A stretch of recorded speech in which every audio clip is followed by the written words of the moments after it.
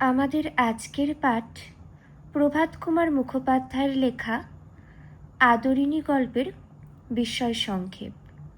চলো শুরু করা যাক। আদরিণী গল্পটির উৎস এটি তোমরা খাতায় লিখে নাও।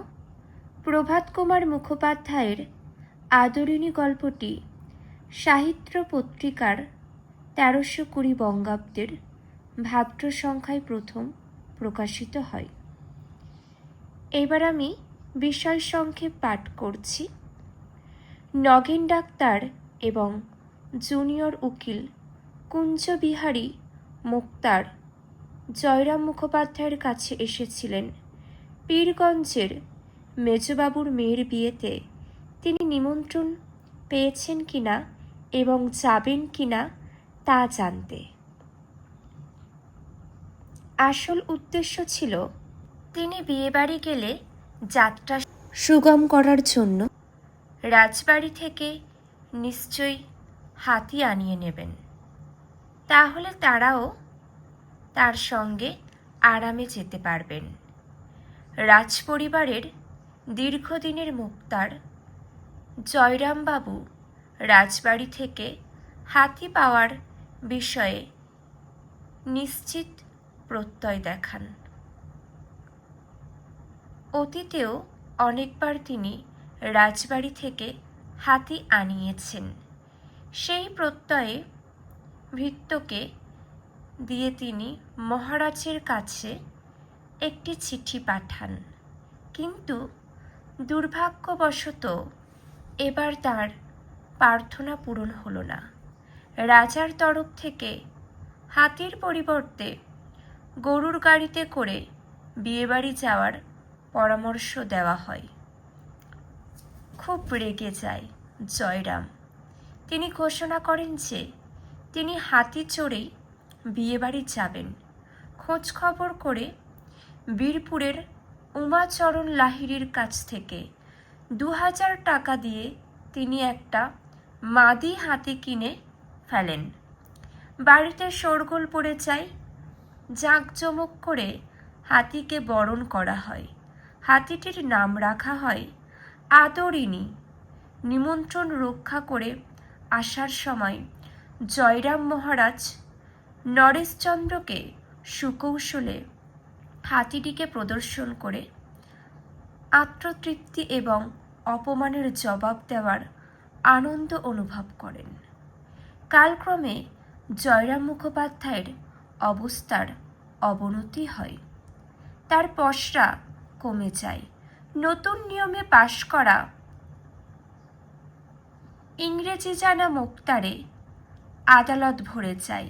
ইংরেজি না জানায় জয়রাম মুখোপাধ্যায়ের হাকিমদের কাছে গ্রহণযোগ্যতা কমে যায়। বিচার প্রক্রিয়াতেও তিনি সহজভাবে অংশ নিতে পারেন না। এই অবস্থায় অবসর শ্রেষ্ঠ পথ হতে পারত, কিন্তু মনে রাখবে এই অবস্থায় অবসর শ্রেষ্ঠ পথ হতে পারত, কিন্তু সংসার চালানোর দায়ে তিনি সেই অবসরও নিতে পারেন না। এরকম সময় একটা খুনের মামলায় আসামির হয়ে সওয়াল করেন জয়রাম মুখোপাধ্যায় এবং তার মক্কেল নির্দোষ সাব্যস্ত হয়। জজ সাহেব খুশি হয়ে তার পরিচয় জানতে চান এবং তিনি আগের আমলের অশিক্ষিত মুক্তার শুনে বিস্ময় প্রকাশ করেন। বিচারকের প্রশংসা নিয়ে শেষবারের মতো জয়রাম মুক্তার আদালত ছেড়ে বেরিয়ে যান। তার সংসারে কষ্ট বাড়তে থাকে। জমানো সঞ্চয় হাত পড়ে। নিরুপায় হয়ে তিনি হাতি ভাড়ার বিজ্ঞাপন দেন, কিন্তু তাতেও আয় বেশি হয় না। ইতিমধ্যে তার জ্যেষ্ঠ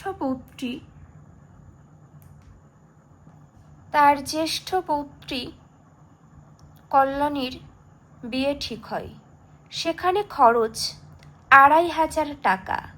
বন্ধুদের পরামর্শে নিতান্ত নিরুপায় হয়ে বামুনহাটের মেলায় আদরিণীকে বিক্রি করে দেওয়ার সিদ্ধান্ত নেওয়া হয়।